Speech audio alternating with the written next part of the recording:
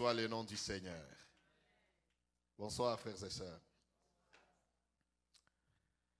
Est-ce que nous sommes dans la joie d'être dans la maison de notre Dieu ce soir? Et comme j'ai introduisé il y a quelque temps en arrière, enfin, j'ai parlé sur un sujet et je vais continuer dans ce même sujet parce que je ne laisse pas, je n'oublie pas là où je me suis arrêté. Amen. Amen. Même s'il se passe quelques jours, vous savez, prêcher la parole, enseigner la parole de Dieu, c'est un poids, c'est un fardeau. Si tu as commencé quelque chose, si aussi longtemps que tu ne l'as pas achevé, c'est comme si tu as une dette.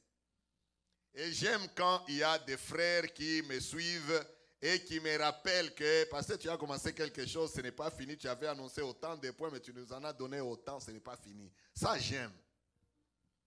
Amen. Amen. Parce que là, ça m'aide à suivre ce que nous sommes en train de dire, parce que les sujets, nous ne les donnons pas juste pour donner. Je parlais sur les sujets ou les thèmes intitulés « Connaître Dieu, l'aimer et » connaître Dieu, l'aimer et connaître Dieu, l'aimer et le servir. Quelqu'un dit Amen. Amen. Alors, avant de lire le texte de ce soir, ce thème, je l'aime vraiment. Moi, personnellement, quand je le vois, je lis ce que le Seigneur me met dans mon cœur sur ces sujets, j'aime. C'est pourquoi je disais la fois passée que nous pouvons de temps en temps revenir dans différents angles au courant de l'année dans ce thème, dans ces sujets.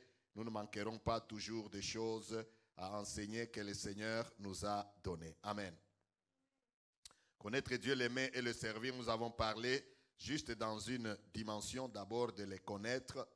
Je disais connaître Dieu en posant une grande question, une question majeure. Peut-on vraiment connaître Dieu d'une manière satisfaisante? Et nous avons commencé à décrire selon la parole de Dieu ce qu'est connaître Dieu. Je vais juste vous rappeler, connaître Dieu, c'est connaître ses voies. Amen. J'ai dit connaître Dieu, c'est connaître ses voies. C'est pourquoi Moïse a demandé à Dieu en disant, fais-moi connaître tes voies, alors je te connaîtrai.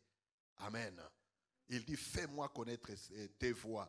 Si connaître Dieu, c'est connaître ses voies, lorsque nous connaissons ses voies, nous marchons dans ses voies.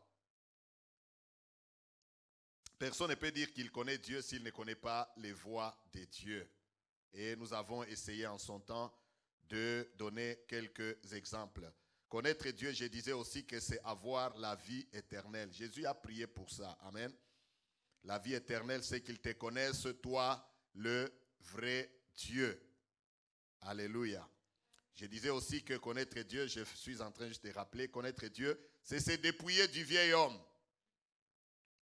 Amen. Personne ne peut dire qu'il connaît Dieu et rester dans sa vieille nature. C'est pratiquement impossible. Lorsque nous connaissons Dieu, nous sommes dépouillés de notre vieille nature. Si quelqu'un est en Christ, il est une nouvelle créature et les choses anciennes l'accompagnent partout où il va. Non, les choses anciennes sont accrochées à lui. Alléluia. Les choses anciennes sont passées. Voici, toutes choses sont devenues nouvelles. Nous ne pouvons connaître Dieu que lorsque notre vieille nature, notre vieil homme, nous nous en dépouillons. Et cela ne vient pas de nous par nos capacités ou par nos efforts. C'est l'Esprit de Dieu qui fait cela. Amen. Et nous avons abordé aimer Dieu. Je disais aussi aimer Dieu. Amen. Aimer Dieu, aimer quelqu'un d'abord, c'est éviter de briser son cœur. Et nous aussi, en aimant Dieu, nous faisons tout ce que ça prend pour éviter de briser le cœur de Dieu. Quelqu'un me donne un bon amen. Nous faisons et nous vivons de manière à ne pas attrister Dieu, à ne pas briser le cœur de Dieu. Lorsqu'Israël, une fois, a brisé le cœur de Dieu dans le désert, Dieu a failli. Si n'eût été l'intervention, la prière de Moïse, Dieu a failli l'effacer et annuler le plan, le projet qu'il avait. Moïse a intercédé. Moïse a dit non, Dieu, ne fais pas ça parce que si tu fais ça, les Égyptiens verront et ils diront que voilà, Dieu n'avait pas la force de les conduire dans la terre promise. Moïse a prié. D'ailleurs, Dieu le sollicitait même. Il dit, Moïse, je peux exterminer tous ces peuples et te prendre toi seul et faire de toi une grande nation. Moïse a refusé ça. Amen. Il dit, il n'est pas question. Il a intervenu parce que Israël a brisé le cœur de Dieu. Vous savez comment il avait brisé le cœur de Dieu? L'idolâtrie, ils ont fait pendant que Moïse était à la montagne en train de recevoir les injonctions de Dieu. Voici, le diable vient les tenter, les enfants d'Israël, avec Aaron, pour dire que Moïse, fais-nous un Dieu qui marche devant nous. Aaron, fais-nous un Dieu qui marche devant nous. C'est Moïse, nous ne savons pas ce qu'il est devenu là à la montagne. Amen. Aaron aussi, dans la peur des gens, il a dit, ok, ôtez l'or qui est sur vos corps et donnez-le-moi. On a ôté, les femmes ont enlevé l'or, leurs bijoux, ils ont donné à Aaron. Et Aaron a mis le tout dans le feu et il a fondu cela et il a sorti un veau d'or. Et puis il a mis devant Israël, il a dit, Israël, voici le Dieu qui t'a fait sortir de l'Égypte. Quelle abomination. Amen. Et aujourd'hui, beaucoup de gens brisent le cœur de Dieu par cette forme d'abomination qui est l'idolâtrie. Quand on aime quelqu'un, on tient à ne pas briser son cœur. Quelqu'un dit Amen. Quand nous aimons Dieu, quand nous aimons nos époux, nos épouses, nos enfants, nos frères, nos sœurs, les serviteurs, les servantes de Dieu, nous faisons tout pour marcher de manière à ne pas briser leur cœur. Quelqu'un dit Amen. Ça, c'est véritablement aimer. Aimer Dieu, c'est vivre en communion avec lui et lui obéir. Amen. Donc, tu ne peux pas aimer Dieu sans vivre en communion avec lui. C'est comme quand tu aimes quelqu'un, tu ne peux pas aimer quelqu'un et être opposé, ennemi à lui. Amen. Est-ce que vous me suivez? Et troisièmement, je disais, aimer Dieu, c'est partager ses souffrances. L'apôtre Paul prie, il dit ainsi, je connaîtrai Dieu, je connaîtrai Christ et la puissance de sa résurrection et la communion de ses souffrances. Alléluia. Ce sont des grands sujets qu'on apprend. Alléluia. C'est un grand sujet, un grand enseignement. Merci Seigneur. Quatrièmement, aimer Dieu, c'est promouvoir son royaume. Que Dieu vous bénisse. Que Dieu vous bénisse. Ce soir, je vais parler de la troisième partie, parce que notre thème au complet, c'est connaître Dieu, l'aimer et le servir. Je vais aborder la partie servir Dieu. Ici, servir Dieu, n'attendez pas à ce que je vous parle de comment on fait tel service ou tel ministère. Non, je ne vais pas aborder dans cet angle-là. Si Dieu le veut, nous aborderons cela dans les jours à venir. Mais nous rendons déjà grâce à Dieu parce que le mercredi passé, l'ancien Dodi nous parlant du haut de cette chair, il nous a parlé des dons du Saint-Esprit. Amen. Les dons que Dieu donne, c'est pour le ministère. Les talents que Dieu donne, c'est pour le servir. Mais j'aimerais aborder d'abord d'autres dimensions en prenant Israël comme notre modèle et comprendre certaines vérités qui ressortent de la vie du peuple d'Israël. Nous lisons dans Exode au chapitre 3. Nous allons lire Exode chapitre 3.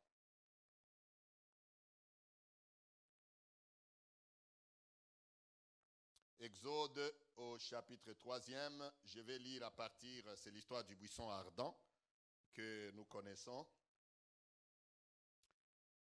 Vous y êtes? Exode chapitre 3. À partir du premier verset, nous allons lire jusqu'à 10. Moïse faisait paître le troupeau de Jéthro. C'est ça, n'est-ce pas? Moïse faisait paître le troupeau de Jéthro, son beau-père, sacrificateur de Madian. Et il mena le troupeau derrière le désert et vint à la montagne de Dieu à Horeb. L'ange de l'Éternel lui apparut dans une flamme de feu au milieu d'un buisson. Moïse regarda et voici, le buisson était tout en feu. Et le buisson ne se consumait point. Moïse dit, je vais me détourner pour voir quelle est cette grande vision et pourquoi le buisson ne se consume point. L'Éternel vit qu'il s'est détourné pour voir et Dieu l'appela du milieu du buisson et dit, Moïse, Moïse, Moïse, Moïse. Et il répondit, me voici. Dieu dit, n'approche pas d'ici, ôte tes souliers de tes pieds, car le lieu sur lequel tu te tiens est une terre sainte. Et il ajouta, je suis le Dieu de ton père, le Dieu d'Abraham, le Dieu d'Isaac et le Dieu de Jacob. Moïse se cacha le visage, car il craignait de regarder Dieu. L'Éternel dit, j'ai vu la souffrance de mon peuple qui est en Égypte, et j'ai entendu les cris que lui font pousser ses oppresseurs, car je connais ses douleurs. Je suis descendu pour le délivrer de la main des Égyptiens et pour le faire monter de ce pays dans un bon et vaste pays, dans un pays où coule le lait et le miel, dans les lieux qu'habitent les Cananéens, les Hétiens, les Amoréens, les Phérésiens, les Éviens et les Jébusiens. Voici, les cris d'Israël sont venus jusqu'à moi, et j'ai vu l'oppression que leur font souffrir les Égyptiens. Maintenant, va, je t'enverrai auprès de Pharaon, et tu feras sortir d'Égypte mon peuple, les enfants d'Israël. Amen. Va, je t'enverrai vers Pharaon, auprès de Pharaon, et tu feras sortir d'Égypte mon peuple, les enfants d'Israël. Il y a certaines choses que j'aime d'abord rapidement, si nous rentrons au verset 7. Au verset 7, j'aime cette façon de parler de Dieu. La Bible nous dit, l'Éternel dit, j'ai vu la souffrance de mon peuple qui est en Égypte et j'ai entendu les cris que lui font pousser ses oppresseurs, car je connais ses souffrances. En d'autres termes, Dieu parle ici, il mentionne 4 choses qui sont dans sa nature. Si nous voulons même commencer au verset 6, là où il dit, je suis le Dieu d'Abraham, je suis le Dieu de ton père Abraham. Quelqu'un dit Amen. Donc nous pouvons dire, Dieu dit, je suis, j'ai vu, j'ai entendu et je connais. Quelqu'un dit Amen. Vous voyez, ces 4 éléments, lorsque nous marchons avec Dieu, ces 4 éléments ne doivent pas nous manquer. Dieu s'appelle je suis. Dieu est un Dieu qui voit notre souffrance. Quelqu'un dit Amen. Quand il dit je suis l'Éternel, le Dieu de ton père, il parle de sa nature. Dieu ne fait rien sans souligner d'abord sa nature, qui il est. Alléluia. Dieu ne fait rien sans souligner d'abord sa nature. C'est pourquoi il nous aime, il nous veut l'adorer. Je vais y arriver. Il nous veut des hommes et des femmes qui l'adorent. Et adorer Dieu, notez bien. Quelqu'un dit, je suis béni ce soir. Adorer Dieu, j'aimerais te dire, c'est dire ce que Dieu est et dire ce que nous sommes pour lui et ce qu'il est pour nous. Je répète. Dieu ne fait rien sans avoir d'abord souligné ou parlé ou proclamé sa nature. C'est la raison pour laquelle l'adoration est au premier plan. L'adoration, ce n'est pas le fait de venir ici, la chorale chante pour nous et nous nous agenouillons, nous faisons des mains comme ça. Non, non, l'adoration, c'est toute la vie. Ça fait partie de l'adoration, mais ce n'est pas ça l'adoration seule. Il ne faut pas, ne va pas dire quand tu es venu, on n'a pas chanté tout lui est soumis. Aujourd'hui, il n'y a même pas eu l'adoration. Non, tu te trompes. L'adoration, c'est toute la vie. Nous sommes venus, le fait, parce que nous vivons, l'adoration, c'est la vie que nous menons. Que j'entende un bon amen. L'adoration, c'est le fait que nous déclarons à Dieu qui il est pour nous et ce que nous aussi nous sommes pour lui. Que j'entende un bon amen. Je n'ai pas le temps de vous dire la différence entre la louange et l'adoration. La louange, si nous voulons comparer la louange et l'adoration, la louange, nous pouvons dire que maintenant, c'est dire ce que Dieu est aux autres. Quelqu'un dit Amen. Parce que quand nous le louons maintenant, nous louons Dieu qui il est, nous proclamons. Maintenant, nous déclarons ce qu'il est aux autres. Mais là n'est pas mon message ce soir. Rentrons à ce que Dieu proclame, ce qu'il dit. Il dit je suis. Non seulement il dit je suis, mais il dit à Moïse aussi que j'ai vu. Amen. Il dit j'ai vu la souffrance de mon peuple. Ce que j'aime ici est que Dieu parle à un Moïse qui est au pays de Madian, mais il parle de son peuple qui est en Égypte. Est-ce que vous me comprenez? Dieu parle de son peuple qui est en Égypte, mais à un Moïse qui est dans le pays de Madian, qui est trop loin. Pour dire qu'avec Dieu, il n'y a pas de distance. Même quand l'histoire que je venais de souligner bientôt là, quand il parlait quand il parlait à Moïse à la montagne, Moïse recevait les lois, Israël s'est corrompu dans le désert. Vous savez, Dieu est partout, Dieu voit tout. Dieu peut être en train de parler de toi au loin, toi tu es loin, mais pour Dieu il n'y a pas de distance. Quelqu'un dit Amen. Pour Dieu il n'y a pas de distance. Il parle, il va au Madian, au pays de Madian, il aborde Moïse, il dit j'ai vu, je vois très loin, alléluia. Moïse est en train d'apprendre une leçon, il dit Dieu est avec moi ici, dans ces buissons ardents. Mais il dit qu'il voit la souffrance de son peuple qui est trop loin là-bas en Israël, en Égypte, qui souffre. Je m'aimerais dire à quelqu'un ce soir, bien aimé, des fois Dieu te semble distant, amen. Des fois Dieu nous semble lointain. Non, Dieu n'est pas loin, alléluia. Dieu n'est pas loin de nous. Des fois, Dieu nous semble ne pas voir. Les hommes peuvent regarder et ne pas voir. Mais notre Dieu est un Dieu qui regarde et qui voit notre souffrance. Nous pouvons être là, les hommes nous regardent et nous pensons, ces gens voient ou ils ne voient pas. Les hommes peuvent ne pas voir la souffrance, mais je te rassure, dans les cieux, il y a un Dieu qui dit, je vois ta souffrance. Amen. Je vois ta souffrance. Il y a un Dieu dans le ciel qui voit notre souffrance. Quand nous souffrons là, Dieu regarde et il voit. C'est pourquoi j'aime le servir. Parce que même les hommes peuvent ne pas voir tout ce que tu fais pour Dieu. Mais que cela ne te décourage pas pour le servir. Quelqu'un dit Amen. Quand tu le sers, sers-le de tout ton cœur. Même quand tu souffres pour lui. Ne dis pas, les hommes voient comment je souffre ou ils ne voient pas. Vraiment, ces gens, ils n'ont pas les yeux. Tu ne travailles pas pour que les gens voient. Tu ne souffres pas pour que les gens voient ta souffrance. Mais nous souffrons pour que Dieu dans le ciel soit celui qui nous regarde et qui voit comment nous souffrons pour la cause de l'évangile et de sa parole. Quelqu'un dit Amen. Il dit, j'ai vu la souffrance de mon peuple. Cela détermine et cela démontre également la justice de Dieu. Dieu est un Dieu juste. Quelqu'un dit Amen. Quand tu souffres, tu es son enfant, il sait que mon enfant souffre. Donc nous servons un Dieu qui n'est pas insensible. Moi, des choses comme ça, moi, ça m'encourage. Quelqu'un dit Amen. Des choses comme ça, moi, ça me stimule davantage. Nous souffrons, nous servons un Dieu qui voit tout ce qui se fait, tout ce qui se passe. Donc, il dit, j'ai vu, et puis, il continue, il dit, j'ai entendu les cris. Alléluia. Dis d'abord, je suis. J'ai vu. J'ai entendu. Nous avançons avec Dieu par tous ses degrés. Il est, ça c'est sa nature, ça nous pousse à l'adorer. J'ai vu, ça c'est la confiance. Ça nous démontre que nous devons placer notre confiance en lui. Parce qu'il voit. Amen.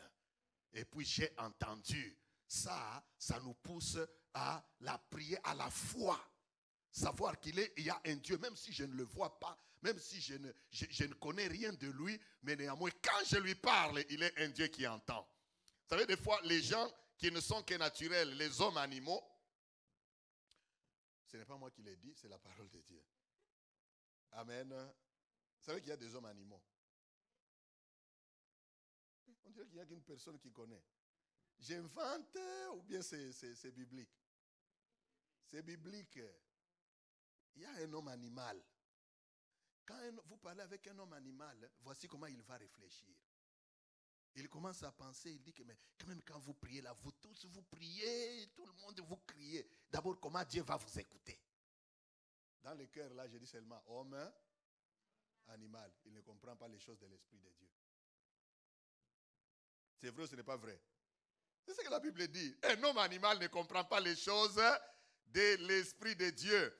Mais Dieu, moi je peux te rassurer, le Dieu d'Israël, notre Dieu créateur de la terre et des cieux, il est le Dieu qui entend la voix de chacun de nous individuellement. Chacun a son canal. Quelqu'un dit Amen. Quand tu cries, Dieu dit, j'ai fait quoi? J'ai entendu. Ça, c'est la voix de ma fille telle.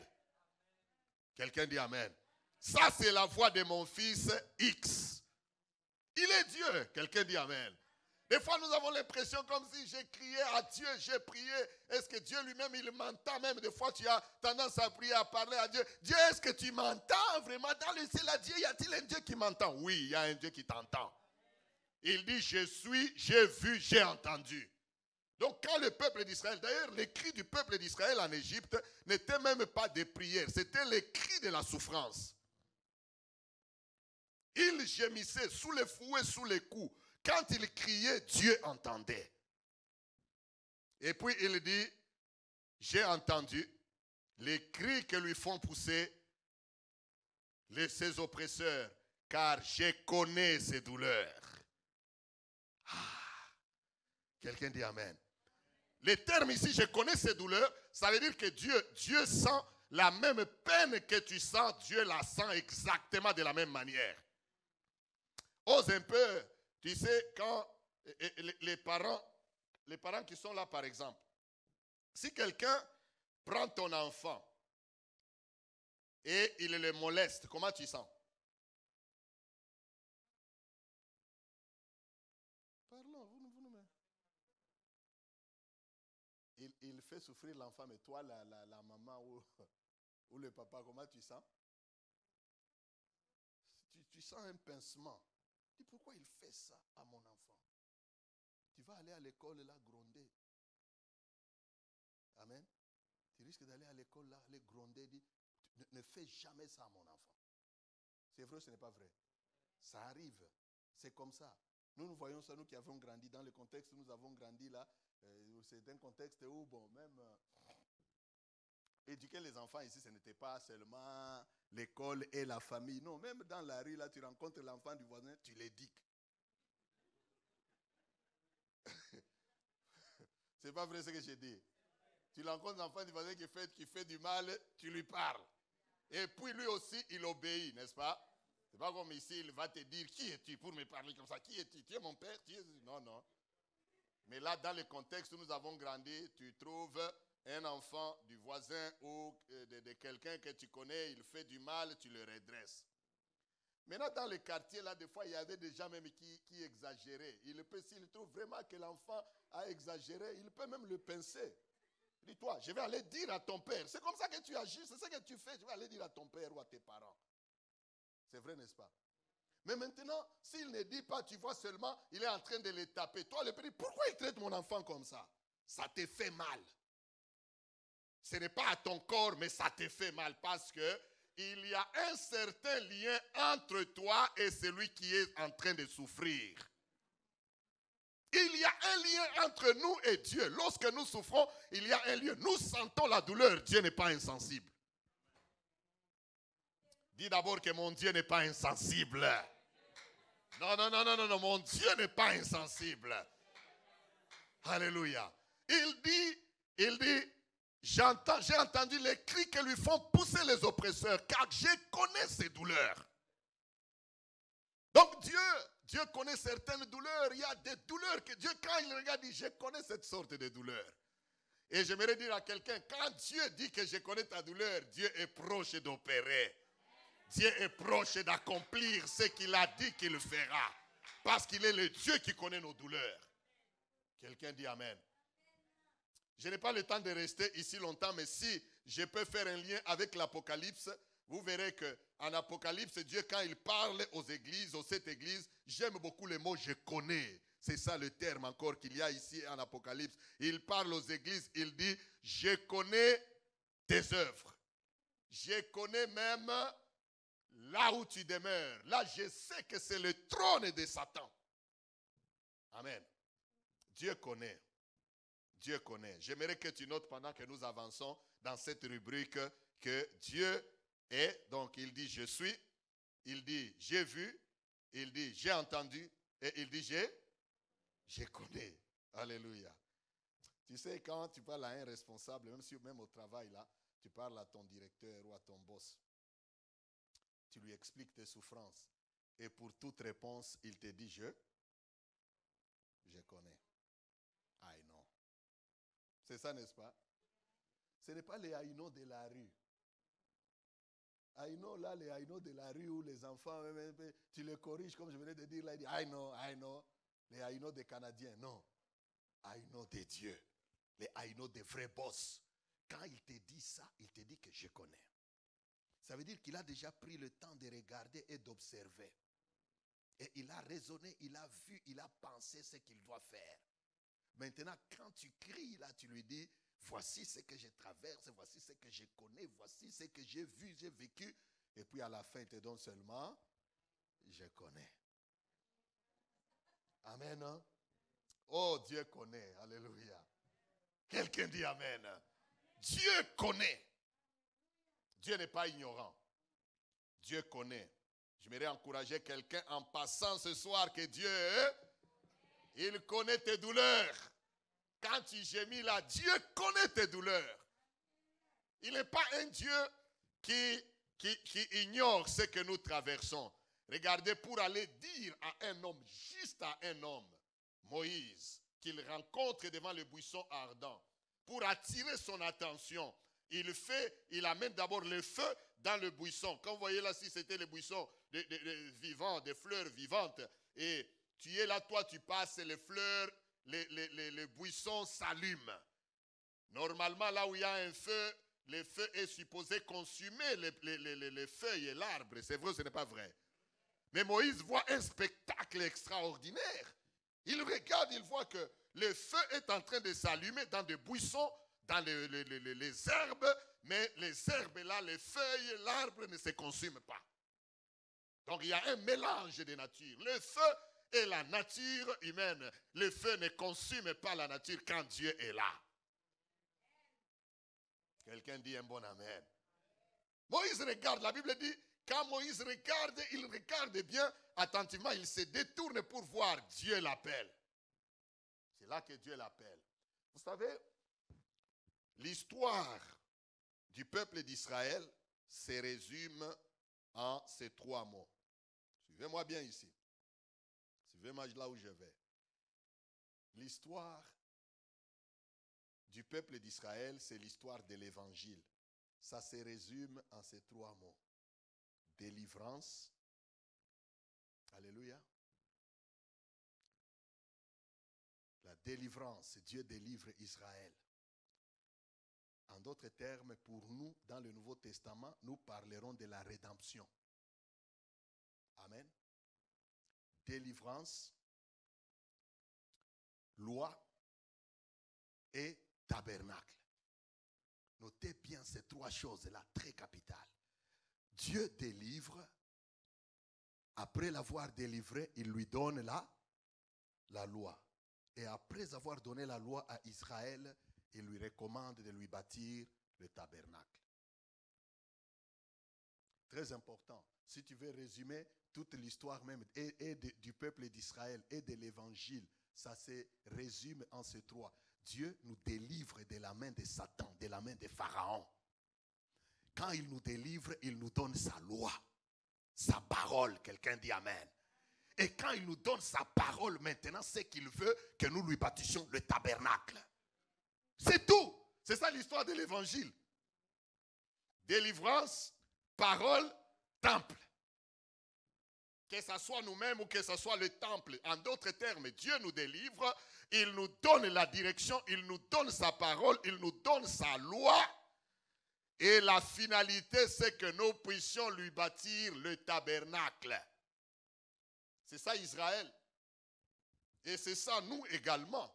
Dieu nous a rachetés de la rédemption et il nous donne sa parole. Jean dit, au commencement était la parole. La parole était avec Dieu et la parole était Dieu. Elle est venue chez les siens sous forme de la lumière. Cette lumière était la véritable lumière qui luit dans ce monde, dans les ténèbres. Quelqu'un dit Amen. Jean, c'est pourquoi Jean se focalise sur la parole de Dieu. Jean se focalise sur la révélation du Fils de Dieu en tant que verbe, en tant que la parole parlée de Dieu. Donc, Dieu nous délivre, il nous sort du monde, il nous donne sa parole, ses injonctions, la finalité pour que nous puissions lui bâtir le temple et que nous puissions être nous-mêmes les temples pour Dieu. Quelqu'un dit un bon amen. Alors, il y a 3 raisons principales pour lesquelles Dieu part chercher Israël en Égypte. Et également, ces 3 raisons principales sont aussi des raisons pour lesquelles Dieu continue à nous sauver jusqu'aujourd'hui. Ah, j'aime ça. Amen. 3 raisons principales pour lesquelles Dieu est allé chercher Israël. Et nous les lirons dans les Écritures. Je ne suis pas en train d'inventer des choses. 3 raisons. Quelqu'un dit 3 raisons principales.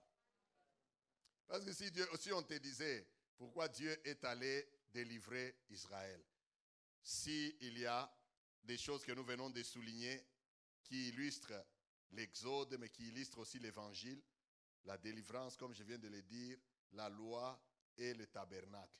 Mais la raison pour laquelle Dieu est allé le chercher, c'était quoi? Quand il envoie Moïse, la première des raisons, nous la trouvons dans Exode chapitre 3, à partir du verset 15. Vous pouvez faire une étude biblique, vous pouvez en trouver plusieurs, mais il y en a ces 3 qui sont principales. Exode 3, verset 15. Dieu dit encore à Moïse, nous avons commencé par là, n'est-ce pas? Dieu dit encore à Moïse, tu parleras ainsi aux enfants d'Israël.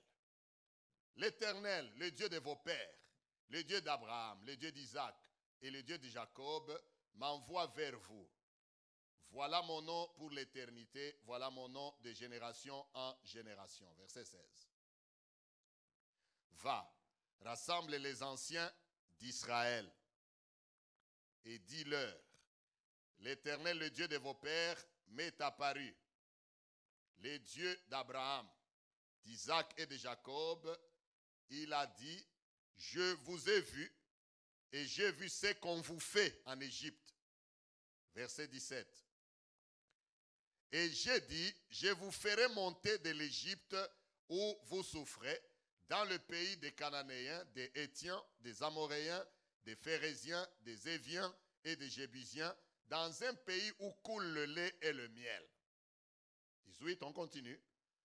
Ils écouteront ta voix. Et tu iras, toi et les anciens d'Israël, auprès du roi d'Égypte. Notez bien. Auprès du roi d'Égypte, et vous lui direz, l'Éternel, le Dieu des Hébreux, nous est apparu.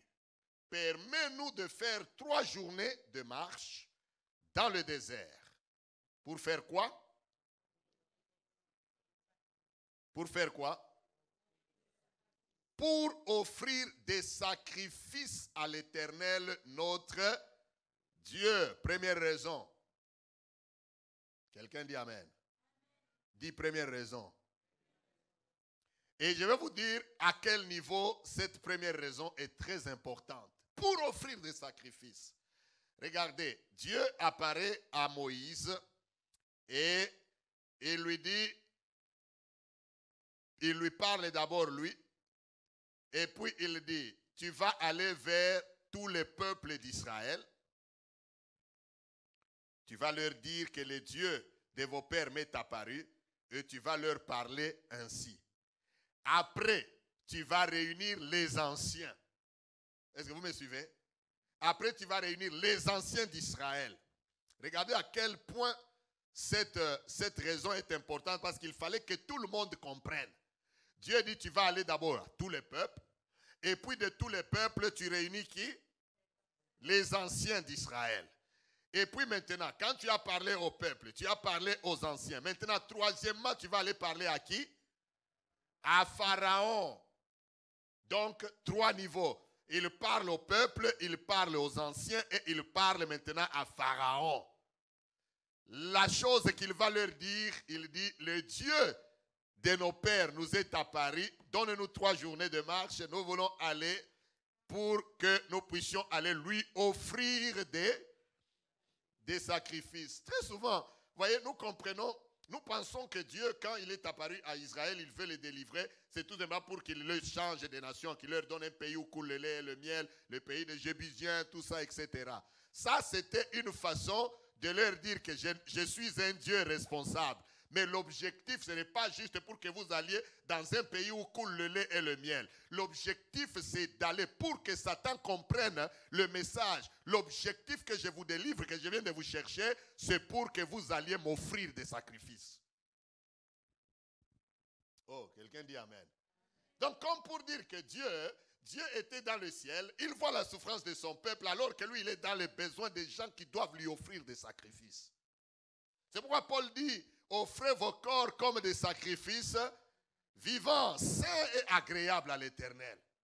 Et c'est la raison pour laquelle vous voyez dans toutes les Écritures, surtout avec la loi de Moïse, Dieu commence par souligner la vie des sacrifices, différentes sortes de sacrifices. Parce que c'était l'objectif, l'un des objectifs principaux, qu'il est allé les sortir, les arracher de la main de Pharaon. Quelqu'un dit Amen. Donc Dieu nous arrache de la main du monde pour que notre vie soit un sacrifice à l'Éternel. Mais les chrétiens ne comprennent pas ça. Amen. Les chrétiens ne comprennent pas aujourd'hui. Mon frère, ma soeur, ta vie est supposée être un sacrifice. Dieu ne te délivre pas de la main de Satan pour rien. Dieu, quand il délivre de la main de Satan, c'est pour que tu cesses d'être sacrifice dans les mains de Satan, mais que tu offres des sacrifices à Dieu. Parce qu'il s'appelle aussi un Dieu jaloux. Quelqu'un dit Amen. Il ne veut pas que tu sois sacrifice, que ta vie soit sacrifiée à Satan. Il est jaloux de ça. Ce n'est pas Satan qui t'a fait, c'est Dieu qui t'a créé. D'où tout ce que tu es et tout ce que tu as, tu dois l'offrir en sacrifice à l'Éternel. Quand quelqu'un connaît Dieu, frères et sœurs, quand nous connaissons Dieu, notre vie a de la valeur, mais notre vie ne veut plus rien dire pour nous. Si un chrétien n'est pas encore arrivé à ce niveau, il est encore loin de connaître Dieu. Nous devons arriver jusqu'au point où nous comprenons que Dieu nous a rachetés pour des sacrifices. Pas pour que nous soyons sacrifiés, non, non. Pour que nous-mêmes, nous lui offrons ces sacrifices. Comme ton culte ce soir-là, c'est un sacrifice. Quelqu'un dit Amen. Dieu marche avec des sacrifices. Servir Dieu, ça marche avec des sacrifices. Offrez vos corps. Romains 12, je pense, c'est Romains 12. Hein? Romains 12. Romains 12. Romains 12. J'appelle Romains 12. Amen. Je vous exhorte donc, frères, par les compassions de Dieu, à offrir vos corps comme quoi? Comme un sacrifice vivant, sain et agréable à qui? À Dieu. Regardez comment les gens perdent la bénédiction. Quand nous venons, même quand nous sommes venus là, nous les servons, nous donnons de notre temps. Des fois, l'ennemi a tendance à nous montrer que j'ai fait ceci, je pense que les pasteurs ou les anciens ou les serviteurs, les servants de Dieu vont être contents. Ce n'est pas à nous. On offre des sacrifices vivants, sains et agréables à qui? À Dieu. Même quand tu t'es donné, tu as servi, tu es fatigué, tu dois savoir que tu ne l'as pas fait pour les hommes, tu l'as fait pour qui? Pour ton Dieu, pour celui qui est, celui qui voit, celui qui entend, celui qui connaît. Oh, est-ce que quelqu'un comprend ces choses? C'est par rapport à ça que nous offrons. Dieu est allé chercher, première raison, Dieu fait des sacrifices, il part, il envoie Moïse, il dit, va, tu réunis le peuple, tu réunis les anciens, tu réunis aussi Pharaon pour lui dire la même raison. Je viens vous délivrer pour que vous alliez m'offrir des sacrifices.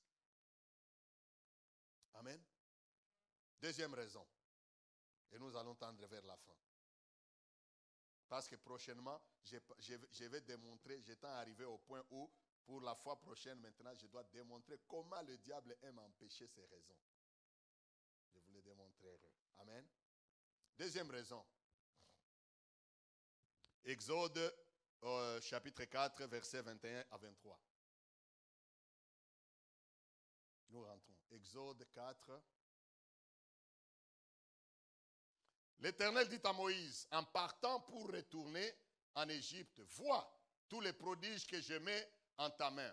Tu les feras devant Pharaon, et moi j'endurcirai son cœur, et il ne laissera point aller le peuple. Verset 22.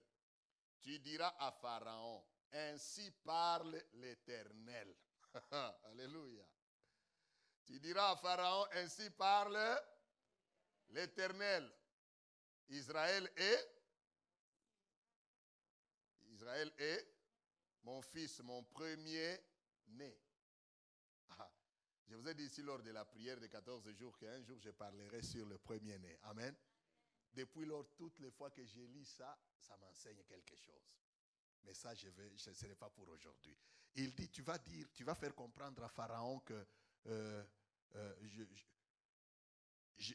laisse aller, hein, ainsi parle l'Éternel. Israël est mon fils.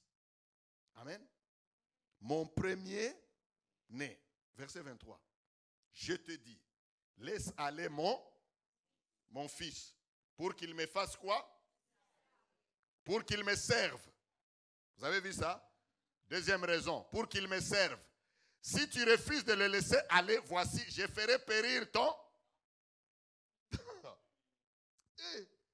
C'est terrible, hein? Ah, j'aime la parole de Dieu. Il dit, si tu ne laisses pas aller mon premier-né, moi je vais faire quoi?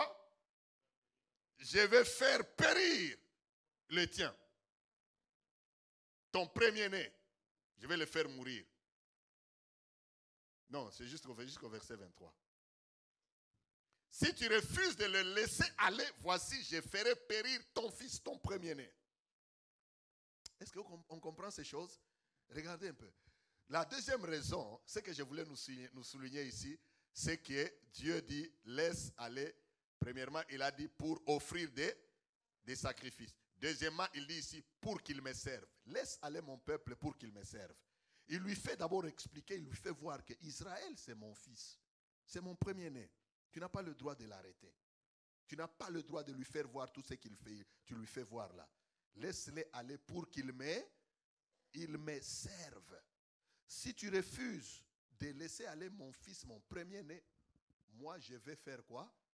Je vais tuer ton fils, ton premier-né. Et quand Pharaon a refusé, réellement c'est ce qui est arrivé, n'est-ce pas?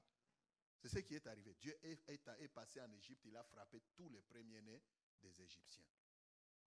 Parce que pour racheter un premier-né, la valeur du premier-né, eh bien, ne peut se payer que aussi par un premier-né. Mais là n'est pas notre enseignement. L'enseignement ici, c'est que la deuxième raison, Dieu veut qu'il sorte pour aller le servir. C'est la raison pour laquelle vous voyez, quand Jésus veut entrer à Jérusalem, il envoie pour qu'on aille chercher l'anneau. Alléluia. Il dit, allez me chercher l'anneau. Allez chez un tel, déliez-le. Si quelqu'un vous dit quelque chose, c'est Matthieu 21, j'ai pensé ça. Matthieu 21.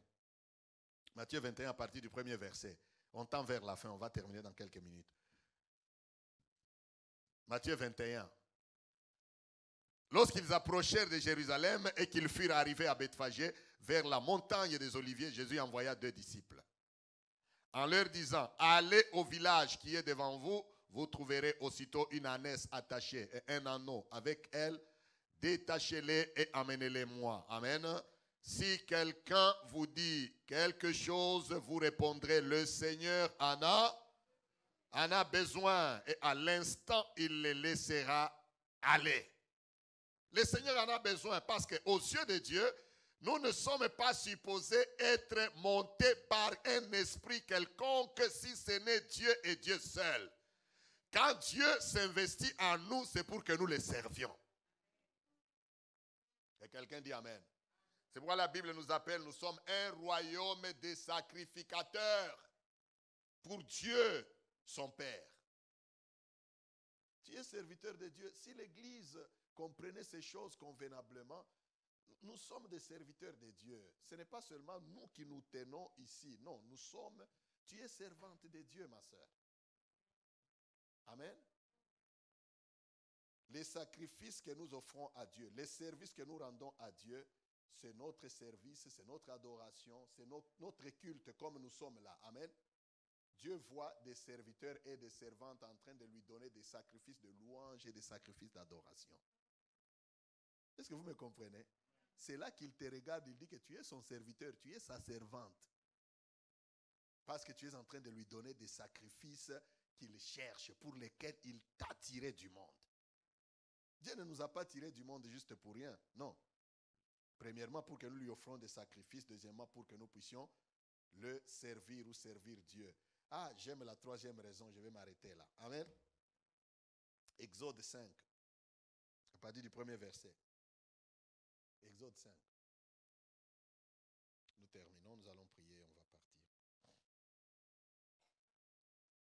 Moïse et Aaron se rendirent ensuite auprès de Pharaon et lui dirent, ainsi parle l'Éternel, le Dieu d'Israël. Laisse aller mon peuple pour qu'il...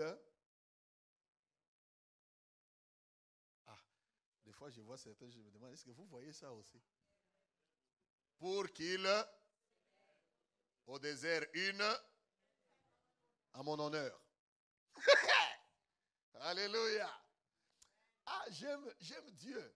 Vous voyez, Dieu n'a pas dit seulement pour qu'ils aillent offrir des sacrifices. Dieu n'a pas dit seulement pour qu'ils aillent me servir. Dieu dit aussi qu'ils aillent célébrer une fête à mon honneur. Donc Dieu ne nous libère pas seulement pour que nous soyons en train d'offrir des sacrifices, en train de le servir. Non, Dieu nous libère, il sait aussi que nous avons besoin de le célébrer, de célébrer une fête en son honneur. Dieu te veut heureux. Oh, quelqu'un dit Amen. Dieu veut que toute ta vie soit une fête. Il part délivrer Israël parce qu'il veut que la vie du peuple d'Israël soit la joie. En Égypte, ils ont beaucoup crié, ils ont beaucoup pleuré. Dieu a dit, j'ai vu, j'ai entendu. Maintenant, ce n'est plus le temps, toujours qu'ils continuent à gémir. Quelqu'un dit Amen. Maintenant, c'est le temps qu'ils aillent me célébrer dans le désert. Une fête en mon honneur. Je proclame que Dieu t'accorde des temps de joie et de fête cette année. En l'honneur de l'Éternel, le Dieu des armées. Alléluia. Parce qu'il ne t'a pas tiré de l'Égypte pour te faire souffrir, pour que tu sois en train de pleurer. Jamais de la vie. Lève d'abord ta main et dis, je ne pleurerai pas toute ma vie. Quelqu'un dit Amen. Tu ne vas pas pleurer toute ta vie. Et il y a quand même un temps pour tout, non?